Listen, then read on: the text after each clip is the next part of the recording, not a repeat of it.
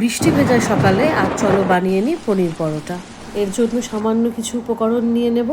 পনির তো অবশ্যই লাগবে, এর সঙ্গে লাগবে হচ্ছে আদা কুচোনো, লঙ্কা কুচোনো, আর নিয়ে নিয়েছি খানিকটা ধনে পাতা, নিয়েছি ধনে গুঁড়ো, জিরে গুঁড়ো আর চাট মশলা। এবার একটা পাত্র নিয়ে নেব, তার মধ্যে সমস্ত উপকরণগুলো একে একে মিশিয়ে নেব। এবার এর মধ্যে পনিরটা দিয়ে দেব, দিয়ে ভালোভাবে সব একসঙ্গে মেশাতে থাকবো।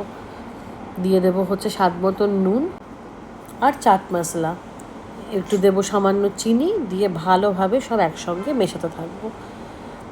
দেখো পুরটা ভালোভাবে রেডি হয়ে গেছে। পরোটাটা কিন্তু আমি এখানে আটা দিয়েই করছি। আটাটা আমি আগে থেকেই কিন্তু নুন, সাদা তেল আর জোয়ান দিয়ে মেখে রেখে দিয়েছিলাম। এবারে দেখো বড় বড় লেচি কেটে নিয়েছি। এবার বাটির মতন আকার দিয়ে এর মধ্যে আমি পুরগুলো ভরে নেব। লেচিটা একটু বড় করতে হবে, না হলে বেলার সময় কিন্তু পুরটা বেরিয়ে যাবে। এবার মুখটা ভালোভাবে আটকে নেব। এইভাবে সব কটা লেচি রেডি করে নিয়ে পরোটাগুলো আমি গোল গোল করে বেলে নেব। দেখো এভাবে গোল গোল করে বেলে নিচ্ছি।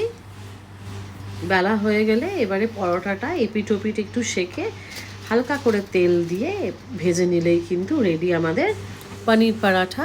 আর মাখন আর দই সহযোগে কিন্তু একদম জমে যাবে।